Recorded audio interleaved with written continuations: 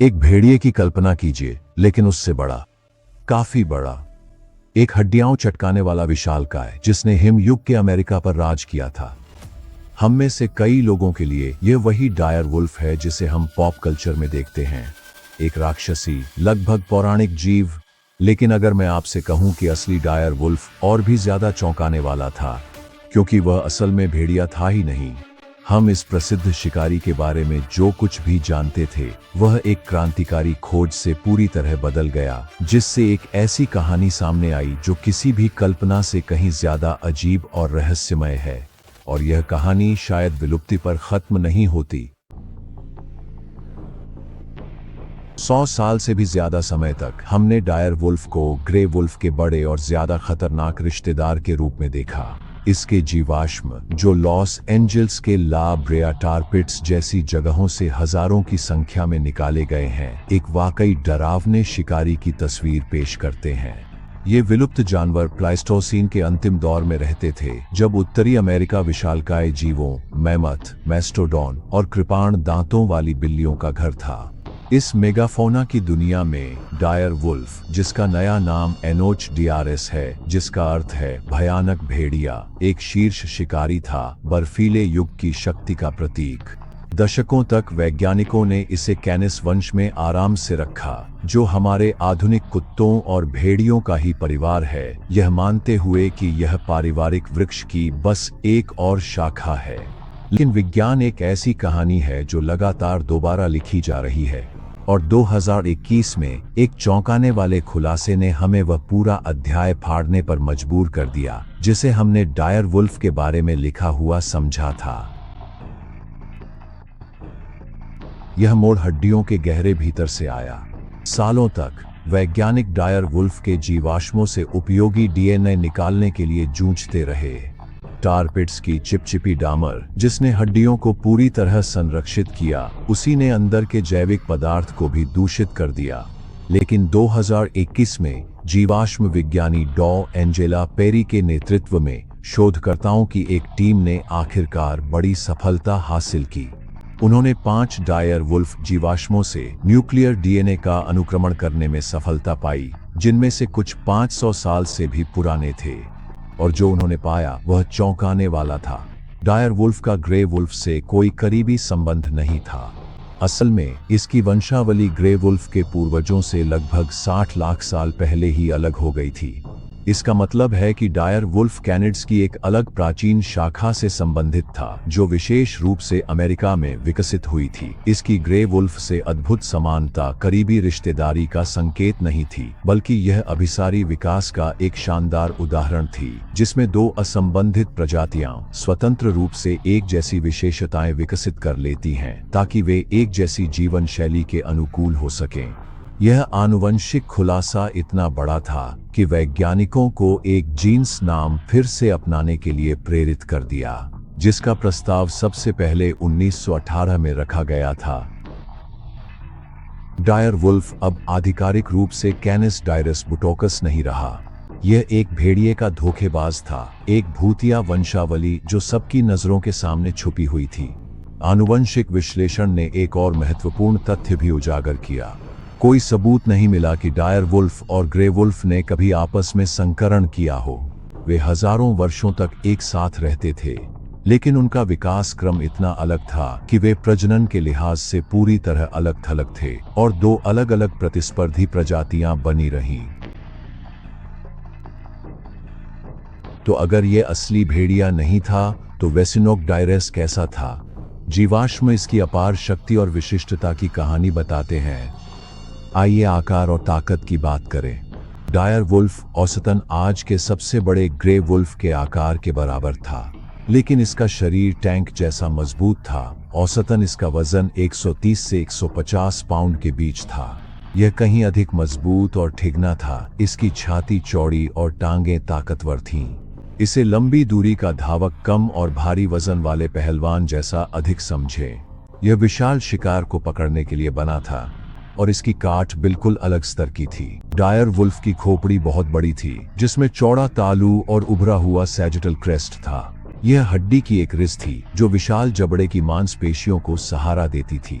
इसके दांत बड़े थे और इसकी काटने की ताकत ग्रे वुल्फ से कहीं ज्यादा थी। यह जबड़ा मांस को साफ साफ काटने के लिए नहीं था, यह एक जैविक नटक्रैकर था जिसे हड्डी तोड़ने के लिए डिजाइन किया गया था। इससे डायर वुल्फ को कंकाल के अंदर पोषक मज्जा तक पहुंचने में मदद मिलती थी। यह एक अत्यंत प्रतिस्पर्धी दुनिया में बहुत बड़ा लाभ था। डायर वुल्फ सामाजिक शिकारी थे जो संभवतः बड़े झुंडों में शिकार करते थे। यह सहयोग आवश्यक था क्योंकि उनके खाने की सूची में हिमयुग के कुछ सबसे कठोर जानवर शामिल थे। आइसोटोप विश्लेषण से पता चलता है कि वे प्राचीन बाइसन, पश्चिमी घोड़े और ऊंट जैसे विशाल शाकाहारियों का शिकार करते थे, और शायद युवा मैस्टोडॉन का भी। ऐसे शिकार को गिराना जिसका वजन 1000 पाउंड से अधिक हो सकता है, टीम वर्क, रणनीति और जबरदस्त ताकत की मांग करता है। उनकी दुनिया पूरे अमेरिका में फैली हुई थी और वे उत्तर अमेरिका के घास के मैदानों और जंगलों पर राज करते थे। कुछ प्रमाण यह भी दर्शाते हैं कि वे दक्षिण अमेरिका के कुछ हिस्सों तक भी पहुंचे थे। वे हजारों वर्षों तक अविश्वसनीय रूप से सफल रहे, लेकिन उनकी सबसे बड़ी ताकत, विशाल शिकार का विशेषज्ञता से शिकार करना, अंततः उनकी घातक कमजोरी बन गई। इससे पहले कि हम उनकी गायब होने की रहस्यमय कहानी में जाएं, अगर आप बर्फीले युग की इस खोई हुई दुनिया की यात्रा का आनंद ले रहे हैं तो सुनिश्चित करें कि आप सब्सक्राइब बटन दबाएं और घंटी बजाएं ताकि आप हमारे भविष्य के अन्वेषणों को मिस न करें।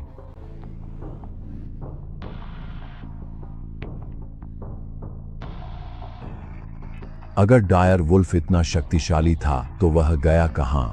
उसका विलुप्त होना, जो लगभग 10,000 साल पहले हुआ था, तेज और रहस्यमय था।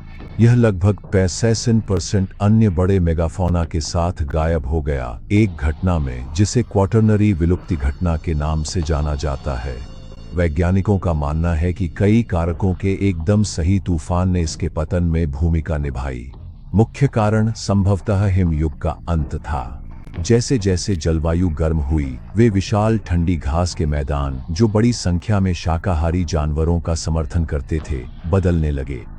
इससे डायर वुल्फ के मुख्य भोजन स्रोतों, विशाल बाइसन, घोड़े और ग्राउंड स्लॉथ की संख्या घटने लगी और अंततः वे विलुप्त हो गए, जिससे डायर वुल्फ की विशेष भोजन सूची पूरी तरह खाली हो गई।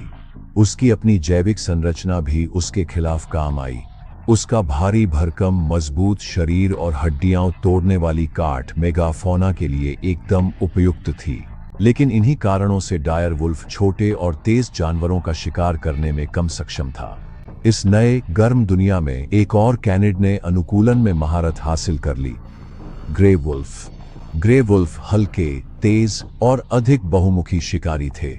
वे बड़े एल्क से लेकर छोटे खरगोश तक हर चीज पर जीवित रह सकते थे। जैसे ही डायर वुल्फ का भोजन समाप्त हुआ, अनुकूलनशील ग्रे वुल्फ फला फूला और अपने अधिक विशिष्ट चचेरे भाई को पछाड़ दिया। विशालकायों का युग समाप्त हो गया था और डायर वुल्फ, जो एक ऐसे संसार में विशेषज्ञ था जहां अब सामान्यतावादियों की आवश्यकता थी, बस टिक नहीं सका। 100 वर्षों तक डायर वुल्फ की कहानी समाप्त हो गई थी, लेकिन विज्ञान कथा के योग्य एक मोड़ में यह अंतिम अध्याय नहीं हो सकता। आनुवंशिक इंजीनियरिंग के उदय ने एक साहसी और विवादास्पद नए क्षेत्र को जन्म दिया है, डी एक्सटिंक्शन। हाल ही में बायोटेक्नोलॉजी कंपनी कोलोसल बायोसाइंसेज ने डायर वुल्फ के एक संस्करण को वापस लाने की अपनी महत्वाकांक्षी परियोजना की घोषणा की है। अब स्पष्ट कर दें, यह पारंपरिक अर्थों में क्लोनिंग नहीं है, क्योंकि कोई जीवित ऊतक नहीं है, वैज्ञानिक एक सटीक प्रतिकृति नहीं बना सकते।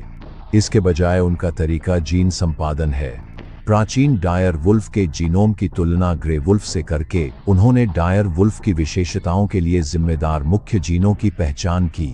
लक्ष्य यह है कि ग्रे वुल्फ के डीएनए को संपादित किया जाए ताकि उसमें ये प्राचीन विशेषताएं प्रकट हों, जैसे कि अधिक मजबूत शरीर और शक्तिशाली जबड़ा।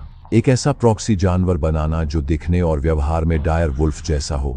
इस काम को लेकर पहले ही उत्साह के साथ साथ भारी संदेह भी जताया जा चुका है। कुछ वैज्ञानिकों का तर्क है कि ये आनुवंशिक रूप से संशोधित जानवर असली डायर वुल्फ नहीं हैं, बल्कि संकर हैं, ग्रे वुल्फ, जिनमें कुछ डायर वुल्फ जैसी विशेषताएं हैं। आलोचक यह भी सही रूप से इंगित करते हैं कि आप 100 वर्षों से खोई हुई प्रवृत्ति और व्यवहार की पुनरावृत्ति नहीं कर सकते। जहां कोलोसल ने इन संपादित जीन वाले पिल्लों के जन्म की घोषणा की है, वहीं वैज्ञानिक समुदाय अब भी यह बहस कर रहा है कि इन्हें आखिरकार क्या कहा जाए। यह भी महत्वपूर्ण है कि इसे अन्य प्रयासों से अलग समझा जाए, जैसे कि डायर वुल्फ प्रोजेक्ट, जो कि एक घरेलू कुत्तों की प्रजनन योजना है। इस परियोजना का उद्देश्य एक बड़ा सौम्य साथी कुत्ता बनाना है जो केवल दिखने में डायर वुल्फ जैसा हो, लेकिन इसमें बिल्कुल भी वुल्फ डीएनए का उपयोग नहीं किया जाता। कोलोसल की परियोजना पूरी तरह से कुछ और ही है। यह वास्तव में एक विलुप्त प्रजाति की गूंज को पुनर्जीवित करने का प्रयास है। यह कुछ गहरे नैतिक प्रश्न भी उठाता है। क्या हमें विलुप्त जानवरों को वापस लाना चाहिए? और अगर हम ऐसा करते हैं तो हमारे प्रति उनकी क्या जिम्मेदारी है? डायर वुल्फ एक अत्यंत आकर्षक प्राणी है। यह एक भूतिया भेड़िया था, एक विकासवादी भूत जो दिखने में तो वैसा था, लेकिन उसकी राह पूरी तरह अलग थी। यह हिम युग का एक हड्डियां तोड़ने वाला दैत्य था, एक अत्यधिक विशिष्ट शिकारी जिसने दैत्यों की दुनिया पर राज किया। इसकी कहानी विकास की निर्मम प्रकृति में एक नाटकीय सबक है, जहां अनुकूल न हो पाने का अर्थ है हमेशा के लिए गायब हो जाना। अब यह एक नए वैज्ञानिक क्षेत्र का प्रतीक बन गया है, हमारे समय के सबसे महत्वाकांक्षी और विवादास्पद विचारों में से एक के लिए एक परीक्षण मामला। डायर वुल्फ की यात्रा एक पौराणिक जीव से लेकर गलत समझे गए कैनिड तक और अब विलुप्ति से पुनर्जीवन के संभावित अग्रदूत के रूप में हमें इस ग्रह पर अपनी भूमिका पर विचार करने के लिए मजबूर करती है।